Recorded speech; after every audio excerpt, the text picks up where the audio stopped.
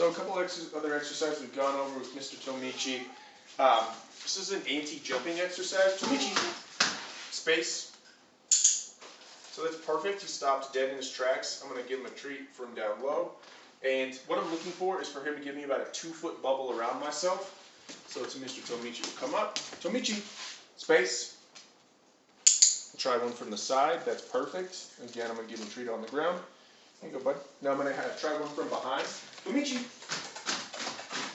Tomichi.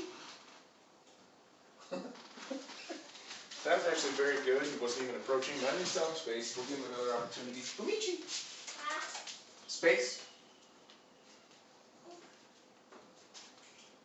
Very good. So you notice that backpedaling there? That's perfect.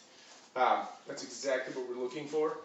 So the reason we do front, side, and back is we just want to be able to create a bubble all the way around ourselves. He's pretty docile right now, but if we can get him riled up a little bit, then it'll help to make it as realistic as possible. Tomichi. Space. Okay, he's already, he knows the drill. He knows what we're looking for. His jumping has really, really improved. And that's what you notice with the jumping. It'll just slowly start to peter off and over time just get better and better and better. Honestly, over the course of a week, should be a lot better. 2 weeks, even better than that. And just start subsiding over time. So you can work on this with yourself. You can also work on it with a guest or a partner and tell space for someone else. Mr. Tomichi will stop and then come back over towards you and give them space. So next we worked a lot on our leave it. Perfect. So you'll notice that little retraction. That's really what we're looking for. We want them to be interested, but pull back. Leave it. Very good. Leave it. Very good. So we started with a purely an open hand, and what you can do is, so we started with a closed fist, but I just displayed the open hand. You can do some closed fist repetitions. Tell him leave it, wait till he's interested. Leave it. And pulls back just like that. And then start working towards an open hand, which will be much more challenging. So you can just start opening a little more, a little more, a little more, until you've got a fully open hand. However, his treats he's done an excellent job on, and sticks and things of that nature have actually been more challenging for him. So I've come to find that swapping stick for stick is the best way to give him a reward that he considers of equal value. He actually seems to perceive a stick as a higher value reward than a treat. So he's getting interested in the treat. Or stick, I mean. Leave it. Good boy. Leave it. Good boy. So after he's done some repetitions, what we started doing is then I can just drop this stick down on the ground. Leave it.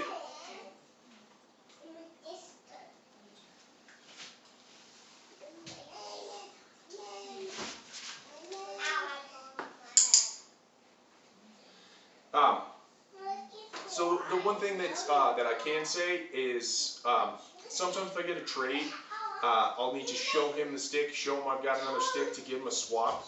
Ideally, I do not want to have to do that. I want to just be able to tell him leave it, and then I've got it hidden. I'll swap out the stick. But if he has to see it for the time being, then you're giving him a trade as opposed to just having him do a leave it, which is a segue into purely having him do a leave it. So we'll do another repetition on this.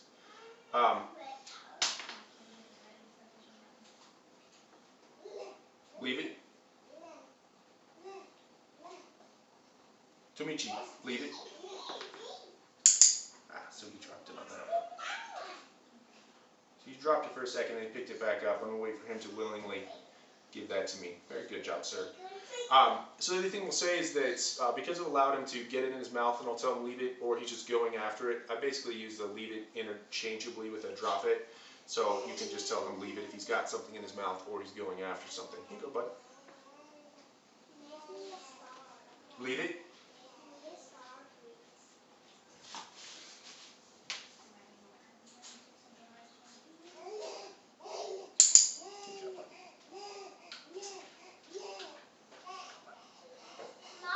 Leave it.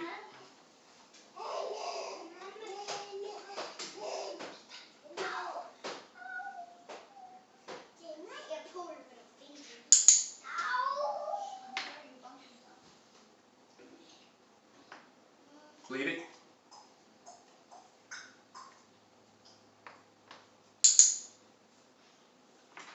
Leave it. Leave it.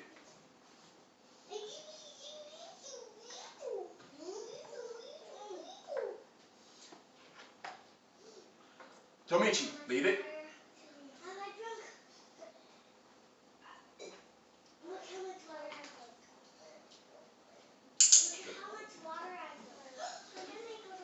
So typically it's easier to work with a treat, give him a treat instead of a stick, and swap him a treat for a stick. So going stick for stick. However, there are certainly dogs that consider a stick to be a higher value reward.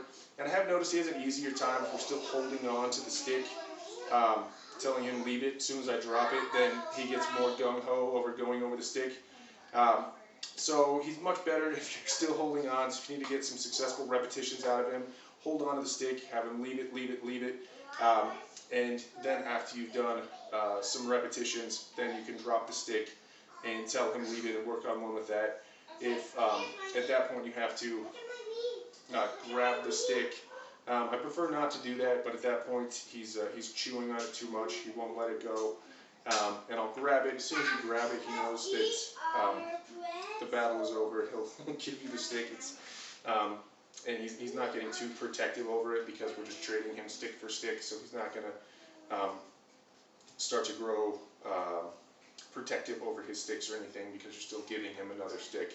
You're not just taking it from him. You still get something great out of the situation. So he's doing better on his lead. He's made leaps and bounds. And continue to work on as many different items with as many different items as you can. It will help him to make a broad-based generalization. Noticed dog toys he has an easier time with. It's basically treats, toys, and then sticks as far as level of difficulty with him. So work with those various items and he will start to make progress on his, continue to make progress on his leave it, because those are different levels of difficulty he perceives as higher value